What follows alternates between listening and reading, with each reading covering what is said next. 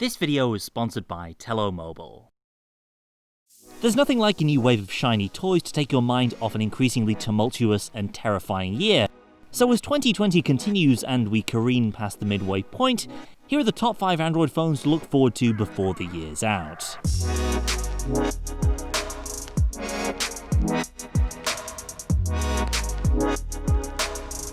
The ASUS ROG series from Republic of Gamers has turned out to be one of the few lines of gaming phones that have any real staying power, not to mention some pretty wacky accessories to boot.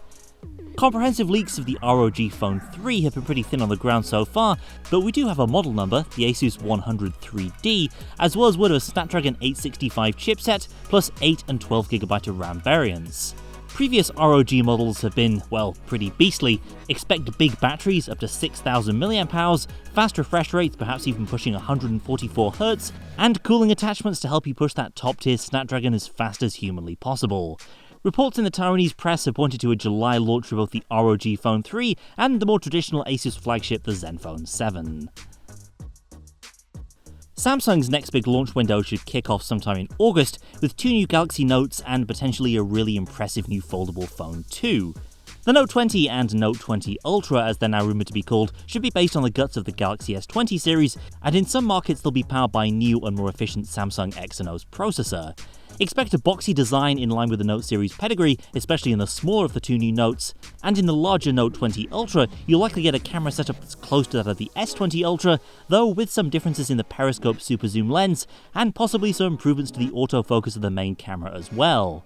The technology on show here suggests the Note 20 Ultra might not zoom in quite as far as the S20 Ultra, but to make up for that, it might well capture better low-light shots while it is zoomed in.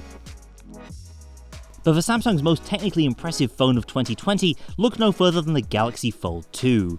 It's rumoured to push some serious upgrades over the original Fold, including a Galaxy Z Flip-style ultra-thin glass display, an under-display selfie camera on that main panel, an expanded external display, and a built-in S Pen.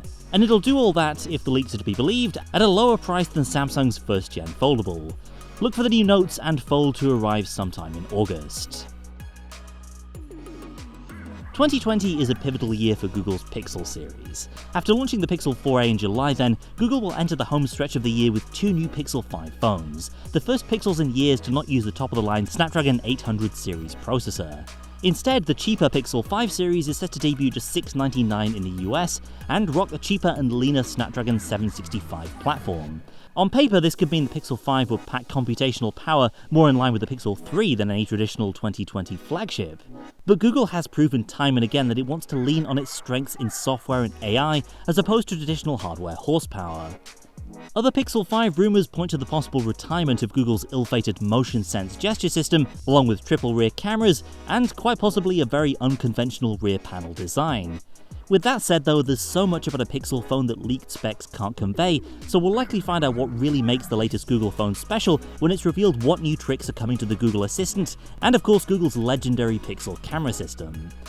We'll expect to see the Pixel 5 series landing sometime around October. HUAWEI continues to find itself in the precarious position of having some of the best phone hardware around, especially when it comes to photography and videography, yet being hamstrung by its placement on the US's Entity List, meaning its newer phones can't ship with Google services. The HUAWEI Mate 40 series will be the first flagships to emerge since an even tougher US crackdown prevented it from working with TSMC, which usually manufactures its Kirin processors. So it's unclear whether a new phone will run an updated HUAWEI CPU, presumably a Kirin 990, or whether there'll have to be some sort of workaround. To that end, the company is reportedly looking at a closer relationship with Taiwanese chipmaker MediaTek for chips in some of its future devices. So the Mate 40, aside from the technology inside, which is sure to be impressive, will be a good indicator of how well HUAWEI will be able to weather the storm. As for rumoured features, we only have one, but it's pretty intriguing. Reports of a circular touch-sensitive area around the camera module, possibly to be used for gesture controls. That's based on a recent HUAWEI patent filing, and it's pretty obvious to see how that might work. Look for the Mate 40 series to break cover sometime in September or October. OnePlus is all but out of the OnePlus Z at this point, publicly admitting that half a decade from the ill-fated OnePlus X, it's returning once again to the mid-priced phone market. The OnePlus Z has variously been rumoured to use either a MediaTek Dimensity CPU or Qualcomm's Snapdragon 765G, so it's possible different chips might be used in different markets there. OnePlus has really taken a step away from its affordable roots with the OnePlus 8 series, so it'll be interesting to learn what the OnePlus of 2020, with its much larger scale, can bring to a cheaper Android phone. We can expect the OnePlus Z to land sometime later in the summer. Then there's the expected OnePlus 8T, about which we know basically nothing right now. Based on previous years, we could be in for a minor refresh of the OnePlus 8 or 8 Pro, or the company might decide to play it safe like it did with the jump from 7 Pro to 7T Pro last year. Obvious areas OnePlus might choose to upgrade include the camera system, perhaps a periscope zoom could be on the cards there. Other than that, based on the likely fall 2020 launch window, you'd certainly expect a Snapdragon 865 platform and Android 11 out of the box. Before we wrap up, a word from this video's sponsor, Tello. Are you ready to lower your phone bill for yourself, for your spouse, or your teen?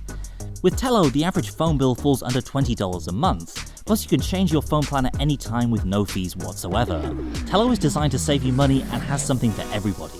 For your teen, unlimited talk and text plus 1GB of data for only $10 per month. That'll give them a basic phone service with access to data when they're away from Wi-Fi. For the average American, unlimited talk and text plus 4GB of data for only $19 a month to fully enjoy their phone without overpaying for what they don't use. And for the data-hungry professional, unlimited talk, text and data for $39 a month. Unlike most MVNOs, all Tello plans include free hotspot. If you're ready for a no-nonsense wireless provider, head on over to Tello.com, check coverage in your area and if your current phone works with Tello. You get to keep the number you love and enjoy a ton of savings. That's it for now. Let us know which of these phones you're looking forward to the most, or perhaps your pick is something we didn't mention in the video here. Hit the comments, let us know, and be sure to subscribe so you don't miss our hands-on coverage of everything on this list. Thanks for watching, and I'll see you next time.